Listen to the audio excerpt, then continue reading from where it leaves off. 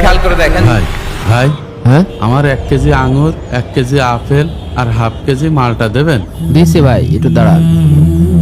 লোকটা দেখে তো মনে হচ্ছে চোর শেষর, আবার এক হাত নেই, টাকা না দিয়ে দৌড় মারবেন নাকি? না আগে ভাই পেন এই নেন ভাই। ভাই দাম কত? 1000 টাকা। ভাই আমার কাছে তো অত টাকা নেই, 220 টাকা আছে, দেয়া যাবে না? ধর ভাই, টাকা নেই, আপনি মালটা কিনতে আসেন, যান।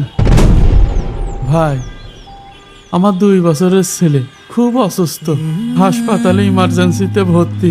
ডাক্তারে কয়েছে ওর ফল ফুলরি খাওয়াতে, তার উপর আর আমার একটা হাত নেই, আমার কাজ করার কোনো ক্ষমতা নেই। তাই বলে কি আমি 880 টাকা লস করবো নাকি? যান যান যান, আপনার মতন এরকম চিটার বাটপার প্রতিদিন অনেক আসে। ভাই ফলটা নাই আপনি দান করে দেন, আল্লাহ আপনার অনেক সওয়াব দেবেন। হ্যাঁ, আমি দানের দরবার খুলে নিয়ে বইছি।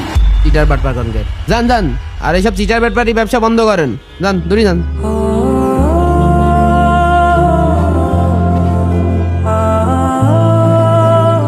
এই ছেলে, এই এদিকে এসো। জি এই বলেন ভাই। ওই প্যাকেটটা দাও। ভাই এসব লোক কিন্তু চিটার বাটপার, এই ব্যবসা করে খায়, ও জালে পড়েন না জানো। আহা দিতে বললাম, দাও তো। আরে ভাই আপনি পাগল হয়ে গেলেন নাকি? আমি ফ্রি ফ্রি কেন এতগুলো ফল ওনারে দেবো? আহা টাকা আমি দিচ্ছি, তুমি দাও তো। আরে দাও। এই নেন। এই দাঁড়াও, এই নাও তোমার 1000 টাকা। বুঝলাম না কিছু।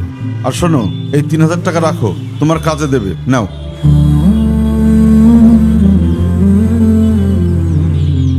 যাও আল্লাহ, লোকটা আমার সাহায্য করলো, যাও, আল্লাহ ভরসা। তুমি তার মনের আশা পূরণ করে দিও। লিটন ভাই, এটা আপনি কি কাজ করলেন? টাকা দিলাম। টাকা দিলেন সেটা তো আমিও দেখতে পেলাম, কিন্তু কেন দিলেন? টাকাটা দিলাম আত্মার শান্তির জন্য। ধর ভাই, আপনি না বলছিলেন আপনার সংসার চালাতে কষ্ট হয়ে যাচ্ছে, তার উপর আপনার ছেলেপেলেরা নাকি আপনার দেখাশোনা করে না। শোনো, এই 3000 টাকা থাকলে আমার 1 সপ্তাহ সংসারটা হয়তো খুব ভালোভাবে চলতো, কিন্তু কিন্তু কি ভাই?